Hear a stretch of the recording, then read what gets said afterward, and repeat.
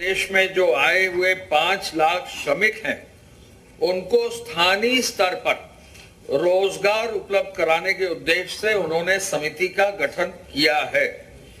यह समिति इन श्रमिकों को स्थानीय स्तर पर रोजगार के अवसर उपलब्ध कराने की दिशा में कार्य करेगी, जिससे ग्रामीण अर्थव्यवस्था को और मजबूत किया जा सकेगा।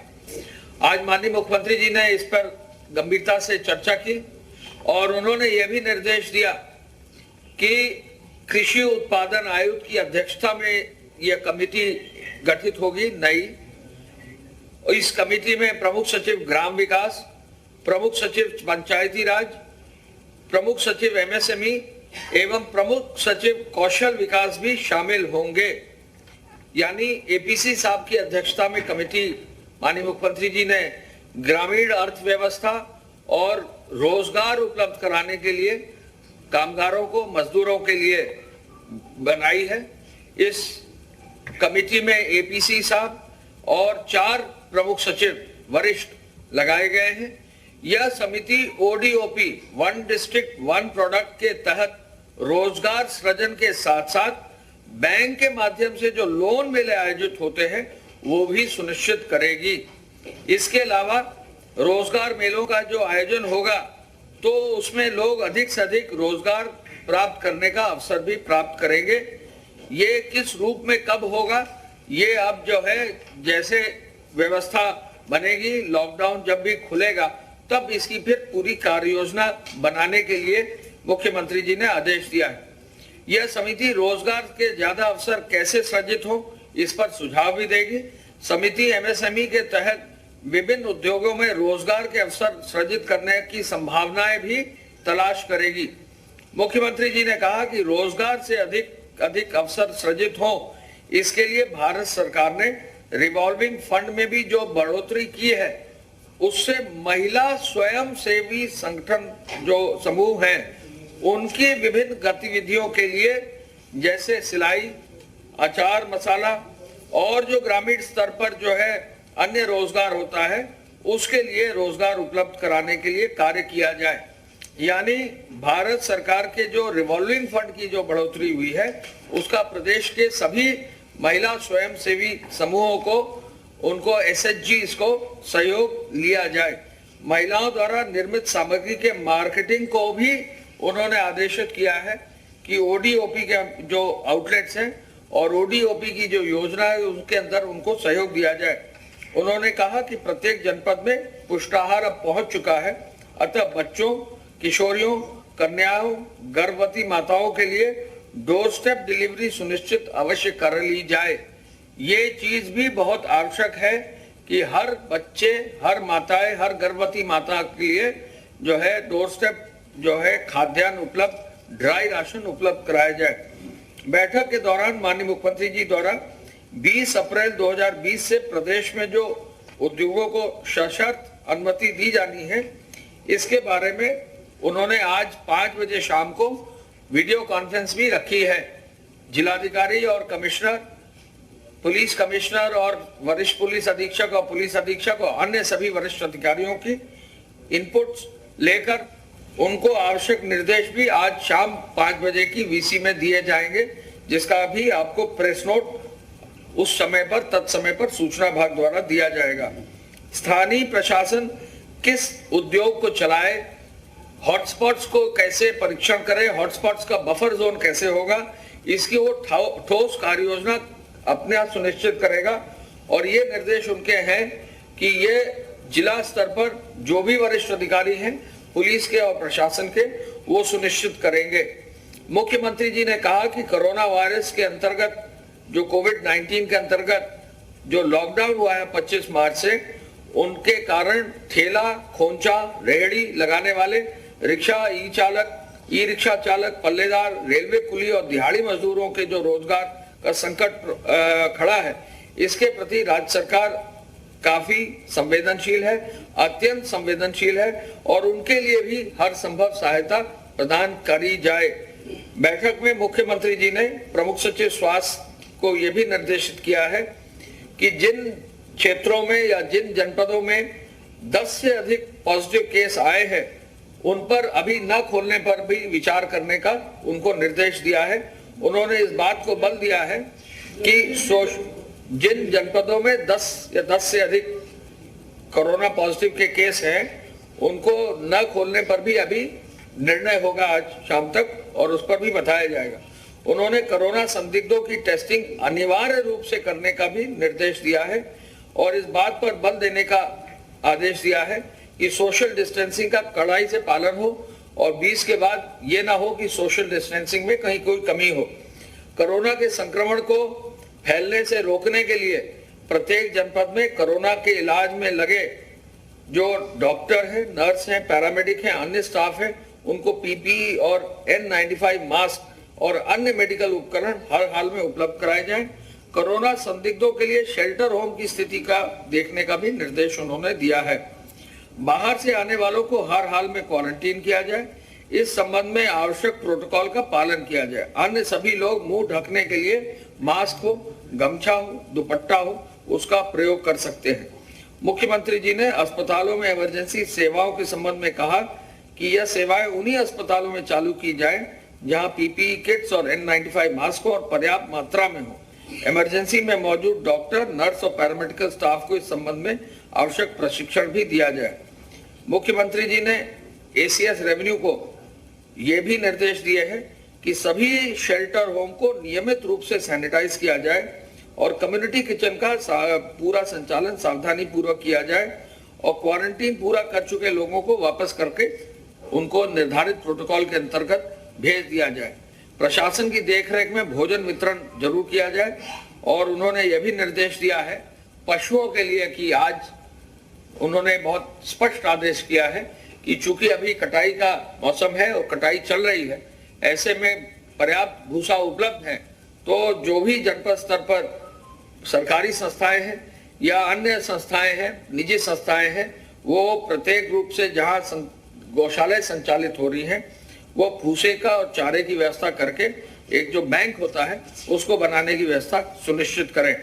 APC साहब की अध्यक्षता में कमेटी ने बताया कि कल 35,68,000 लीटर दूध का जो है वितरण हुआ है। कल 46,422 वाहनों से फल सब्जी का वितरण हुआ है। 21,827 कोरोना के संदर्भ में किराना जो स्टोर्स हैं उनके माध्यम से होम डिलीवरी की सप्लाई हुई है और होम डिलीवरी के लिए 50,810 लोग अब लगाए गए हैं। इसके साथ साथ उनको ये भी आज बताया गया कि हर हालत में हॉटस्पॉट की बस्तियों में, हॉटस्पॉट के एरियाज में भी डिलीवरी की जाए। इसके लिए अब तक 1393 डिलीवरी की व्यवस्था की गई है। उद्योग विभाग के माध्यम से आपको कल भी बताया गया था, आज मैं पुनः बताना चाहूंगा कि 6,651 इकाइयों को अब तक शुरू कर दिया गया है। इसके साथ साथ जो कर्मी जिनका वेतन बांटा गया है वो भी अब काफी संख्या बढ़कर 561 करोड़ रुपया बढ़ गया है 36,683 इकाइयों में। और इसके साथ साथ अब जहां भी इकाइयों में कहीं भी लोग बच गए उनकी जो है संबंधित इकाइयों से संपर्क करके वो कार्य भी किया जा रहा है। ये भी हम आपको बता दें कि 1,000 रुपए का जो वितरण 3 स्कीम्स में हो रहा है, अब तक कुल 248.50 करोड़ रुपया नगरीय और ग्रामीण क्षेत्रों में और निर्माण कार्य से जुड़े श्रमिकों को बांटा गया है। इसके साथ साथ हम ये भी आपको बताना चाहेंगे कि माननीय मुख्यमंत्री जी की हेल्पलाइन से अब तक 1,54,784 शिकायतों का डैशबोर्ड पर रिसीव किया गया है और 1,06,242 खान पान, दूध, सब्जी, राशन की थी, उनका निवारण कर दिया गया। जो दवा की दुकानों के और दवाओं के बारे में था उनका निवारण कर दिया गया है और इसके अलावा 46,404 संदिग्ध व्यक्तियों की जो शिकायत आई थी और ऐसे कॉलर्स की शिकायत आई थी, उसको भी प्रत्येक का शिकायत का निवारण कर दिया गया है। एक व्यक्ति हैं श्री शंभू गुप्ता, जिला महाराजगंज के। उन्होंने मुख्यमंत्री हेल्पलाइन पर फोन किया जॉब कार्ड के लिए। 1000 रुपए की आर्थिक सहायता नहीं मिलने के संदर्भ में शासनादेश पर उनको पात्र पाए जाने पर तुरंत आर्थिक सहायता दिया गया और वो बहुत ही संतुष्ट है। श्री शंभू गुप्ता, जिला महाराजगंज के। इसके अलावा मैं ये भी बताना चाहूंगा कि जो राजस्व विभाग के सेंटर्स हैं, कम्युनिटी किचन है और जो निजी कम्युनिटी किचन है, उनमें भी काफी मात्रा में अब जो है खाद्यान्न के पैकेट बनाए जा रहे हैं और अब तक कल कुल मिलाकर 12,78,000 फूड पैकेट तैयार किए गए हैं। ये जो फूड पैकेट है 795 जिला प्रशासन के किचन से और 1303 जो है धार्मिक और स्वैच्छिक संस्थानों के किचन से किया गया है। यह जरूर निर्देश है कि जो भी वितरण अगर निजी लोग कर रहे हैं उसकी अनुमति जिला प्रशासन और संबंधित वहां पर जो भी स्थानीय राजस्व विभाग है उसका परमिशन अवश्य ले लेंगे।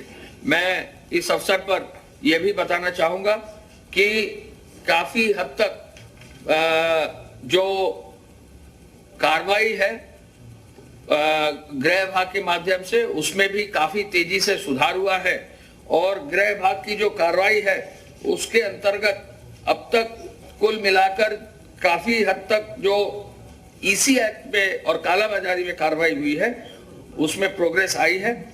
457 ईसी एक्ट में एफआईआर दर्ज करके 575 लोगों के विरुद्ध अभियोग पंजीकृत कर 202 लोगों को गिरफ्तार कर दिया गया। मैं चाहूंगा कि प्रमुख सचिव स्वास्थ्य अपनी ओर से अपना ब्रीफ करना। एक मिनट पहले इनको पूरा करना। धन्यवाद।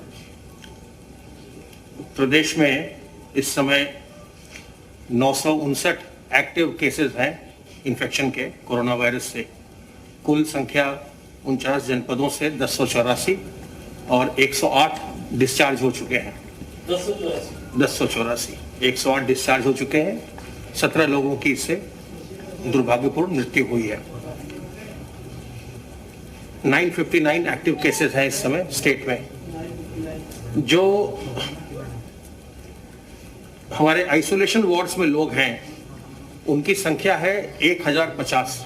1050 लोगों को हॉस्पिटल्स में आइसोलेशन वार्ड में रखा गया है और मेडिकल क्वारंटाइन फैसिलिटीज जो क्रिएट की गई हैं उनमें हमने अभी तक 10,234 लोगों को हमने मेडिकल क्वारंटाइन में रखा हुआ है। हाँ, और जो एज डिस्ट्रीब्यूशन है पेशेंट्स का वो इस प्रकार है कि 0 से 20 इयर्स के एज ग्रुप में 18.5%, 21 से 40 के एज ग्रुप में 47.3%, 40 में 47.3%, सबसे ज्यादा इसी एज ग्रुप के लोग संक्रमित हैं। 41 से 60 में 24.7% और 60 से ऊपर वाले एज जो ग्रुप है उसमें 9.4% संक्रमित है। अगर हम पुरुष और महिला का अनुपात देखें तो पुरुष 78% संक्रमित हैं कुल में से और महिलाएं 22% हैं। जो हमारे त्रिस्तरीय व्यवस्था है L1, L2, L3 की, तो L2 और L3 में आप जानते हैं कि वेंटिलेटर्स की व्यवस्था भी है। L3 जो हमारे 6 अस्पताल हैं उनमें 40 या उससे ज्यादा वेंटिलेटर्स मौजूद हैं। L2 में भी 5 से लेकर के 20 तक वेंटिलेटर है जिनको कि हर एक को बढ़ा करके कम से कम 15 वेंटिलेटर वहां करवाया जा रहा है, हर L2 में होगा। और L1 जो हमारा है जो CSCs में बनाया गया था उसमें भी माननीय मुख्यमंत्री जी के आदेश पर ऑक्सीजन की व्यवस्था वहां करवाई गई है। तो हर एक L1 में कम से कम 15 ऑक्सीजन सिलेंडर होंगे और 5 नेबुलाइजर होंगे और 5 हम वहां ऑक्सीजन कंसंट्रेटर की व्यवस्था भी करवा रहे हैं। तो हर स्तर पर ऑक्सीजन की व्यवस्था अवश्य उपलब्ध होगी। प्रदेश में हम लोगों को भारत सरकार से रैपिड टेस्टिंग किट्स प्राप्त हुए थे और रैपिड टेस्टिंग किट्स का भी उपयोग प्रारंभ कर दिया गया है। नोएडा से हमने इसका उपयोग प्रारंभ किया है परसों से और उसके बाद जब थोड़े आंकड़े जमा हो जाएंगे फिर आपको हम बताएंगे कि उससे हमको जो सर्वेलेंस में क्या सहायता मिल रही है। जो रैपिड टेस्टिंग किट है, इसका किसी के बीमारी की पुष्टि के लिए हम इसका प्रयोग नहीं करेंगे। ये केवल हम सर्वेलेंस और इंडिकेशन के लिए प्रयोग करेंगे कि क्या किसी क्षेत्र में कोई इन्फेक्शन है या नहीं है। जो भी पुष्टि होनी है किसी भी व्यक्ति की, रोगी की, कि वो कोरोना वायरस से संक्रमित है अथवा नहीं है, वो जो अभी प्रयोगशालाओं में RT-PCR से टेस्ट हो रहा है, उसी के माध्यम से ही किसी की पुष्टि हो सकेगी। जो रैपिड किट्स हैं उससे केवल हम सर्वेलेंस के लिए और इंडिकेशन का इस्तेमाल करेंगे। Thank you. इसमें कल एक प्रश्न पूछा था, कोविड केयर के फंड में कितनी धनराशि दी गई है, तो 204 करोड़ से अधिक अभी आ ही रही है, और हम यही निवेदन करना चाहेंगे। 204 करोड़ से अधिक लोग जो है करोड़ रुपया जो है धनराशि जमा कर दी गई। 3 मई को कुछ बहुत समय नहीं, केसेस बढ़िया है लगातार। ऐसा ना हो सके कि अभी 12 दिन के लिए हम अभी आपको सुझाव